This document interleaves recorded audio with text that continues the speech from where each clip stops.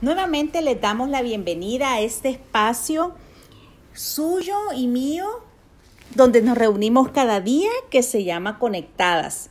Soy Rosy Pérez y en esta oportunidad voy a solicitarles a todas que abramos nuestras Biblias en 1 Samuel capítulo 4.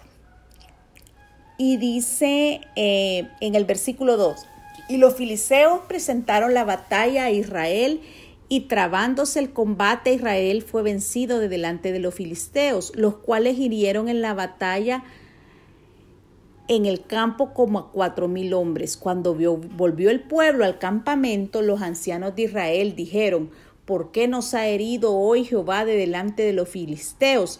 Traigamos a nosotros de Silo el arca del pacto de Jehová, para que viniendo entre nosotros nos salve de la mano de nuestros enemigos. Y trajeron el arca, hermanas, se llevaron el arca, pero mire qué pasa en el versículo 7, la reacción del enemigo. Y los filisteos tuvieron miedo porque decían: ha venido Dios al campamento, y dijeron: ay de nosotros, pues antes de ahora no fue así. Ay de nosotros, ¿quién nos librará de la mano de estos dioses poderosos? Estos son los dioses que hirieron a Egipto con toda la plaga en el desierto. Esforzaos, oh filisteos, y sed hombres, para que no sirváis a los hebreos como ellos os han servido a vosotros. Sed hombres y pelear. Pelearon pues los filisteos, e Israel fue vencida, y huyeron cada cual a sus tiendas, y fue hecha muy grande mortandad, pues cayeron de Israel 30,000 hombres de a pie. Y el arca de Dios fue tomada, y muertos los dos hijos de Elí, Ofni y Finés. Hermanas, ese es un pasaje triste en la historia del pueblo de Israel, porque van a combate. Ellos a lo largo de la historia les tocó combatir muchas veces contra los filisteos, pero van y empiezan a perder, y empiezan con una pregunta: ¿por qué nos ha herido hoy Jehová?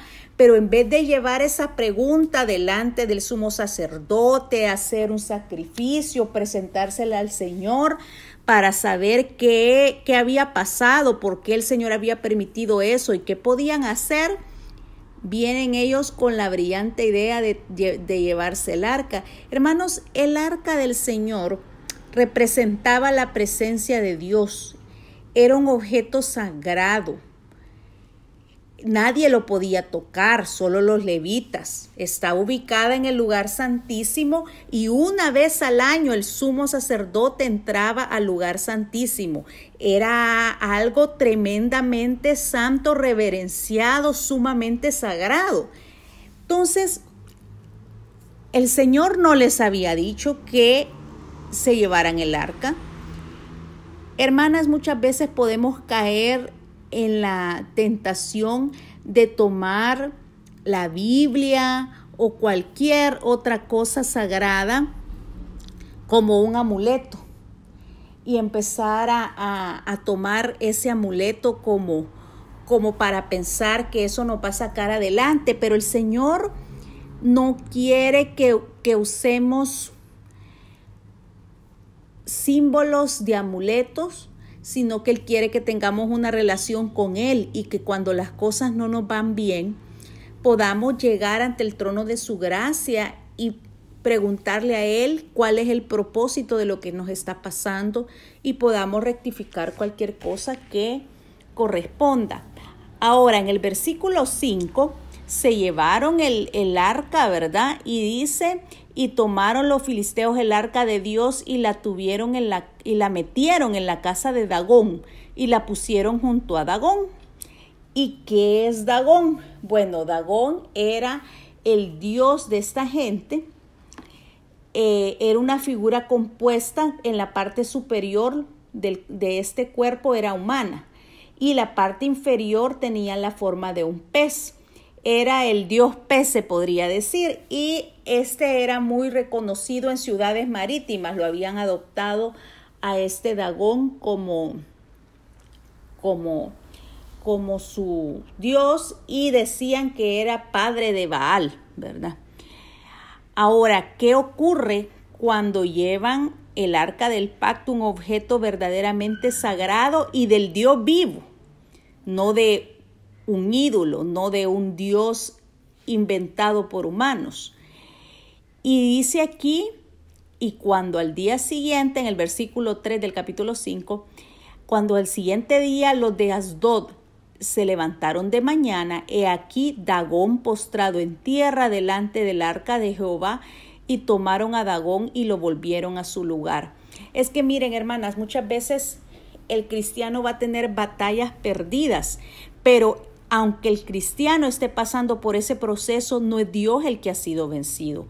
Dios permitió que los filisteos ganaran esa batalla, pero Dios no había perdido frente a Dagón, y este Dagón no fue el que les dio la victoria a los filisteos. Ellos llevan el arca y se la presentan como que fuera un trofeo de batalla. Y dice, y volviéndose a levantar de mañana el siguiente día, he aquí que Dagón había caído postrado en tierra delante del arca de Jehová, y la cabeza de Dagón y las 2 palmas de sus manos estaban cortadas sobre el umbral, habiéndole quedado a Dagón el tronco solamente. Miren, cuando usted piensa en la cabeza, usted piensa en el cerebro, donde yace el intelecto, la capacidad que da dirección al cuerpo, ¿verdad? Además, en la cabeza tenemos nuestros ojos, nuestra boca, ¿verdad? Y luego las manos, pues, nos sirven mucho para crear, ¿verdad? Son extremidades superiores que nos dan acción, y ambas habían sido destrabadas, totalmente destruidas, y había quedado solo el tronco de este ídolo. Ahora bien,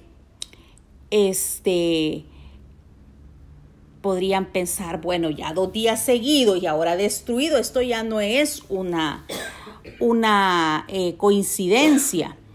Ahora bien, ¿qué más pasa? Se agravó la mano de Jehová sobre los de Asdod, y los destruyó y los hirió con tumores en Asdod y en todo su territorio. Al ver esto que estaba pasando, ellos tenían opciones, tendrían que haber empezado a cavilar, a meditar y decir, bueno, entonces el Dios de Israel es el Dios verdadero. Pero mire qué pasa en el versículo 7. Dios siempre nos da y se nos presenta, Dios se les reveló y tuvieron la opción de haberlo aceptado y haberse percatado que su Dios no era real. Y dice, viendo esto, los de Asdod dijeron, no quede con nosotros el arca del Dios. ¿De dónde? El Dios verdadero, el Dios único. No, el arca del Dios de Israel, allá lejano, de los israelitas. Porque con su mano es dura sobre nosotros y sobre nuestro Dios Dagón. Ellos tuvieron una elección y en vez de abandonar a su Dios, decidieron mantenerse en la tradición y rechazar. Muchas veces no va a ser fácil, y en el caminar cristiano el Señor nos va a ir dirigiendo qué cosas nosotros a veces vamos agarrando como dioses chiquitos, ¿verdad? Que no estamos sometiéndola a Él, y a veces van a ser costumbres o tradiciones familiares que las tuvimos por mucho tiempo, o a veces pueden ser cosas nuevas, no tiene que ser un ídolo en sí, ¿verdad? Porque hay muchas cosas, posesiones o incluso personas que se pueden convertir en nuestros ídolos. Entonces, mire, ellos abrazaron siempre sus costumbres. ¿Y qué prefirieron? Alejarse de lo que simbolizaba el Dios de Israel. Y ustedes podrán leer la historia y van a ver cómo la movieron y la llevaron a Gat, y luego allí también tuvieron problemas, y luego la llevaron a Ecrón, y finalmente el arca es de vuelta. Pero qué tremendo es que no pudieron, con hechos contundentes que vieron, no tuvieron el valor de postrarse ante Dios de Israel. La gloria de Dios es algo santo. La gloria de Dios, Él no la comparte con nadie. Y Él destruyó ese ídolo para hacerle ver de que ese ídolo era tan solo eso, y que Él era el que se iba a postrar delante del único Dios verdadero, y no era que el arca del pacto iba a ser un trofeo o un premio de batalla para esta gente. Meditemos sobre eso y vamos a cerrar este espacio porque el tiempo se nos ha ido rápido con un canto.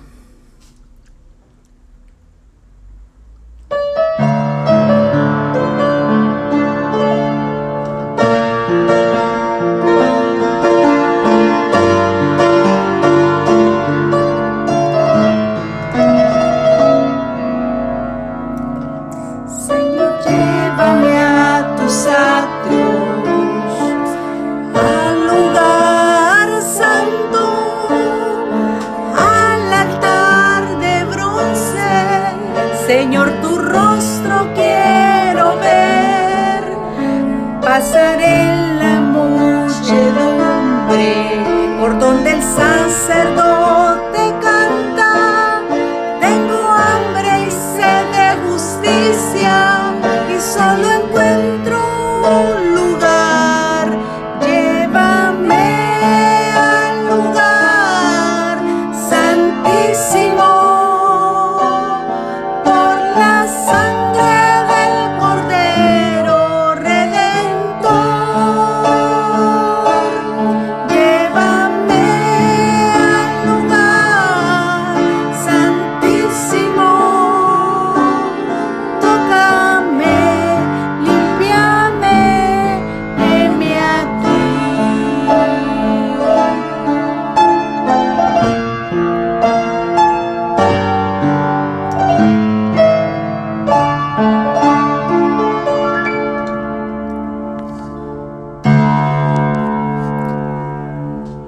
Que el Señor les bendiga y que sea Él el que nos toque y nos limpie cada día.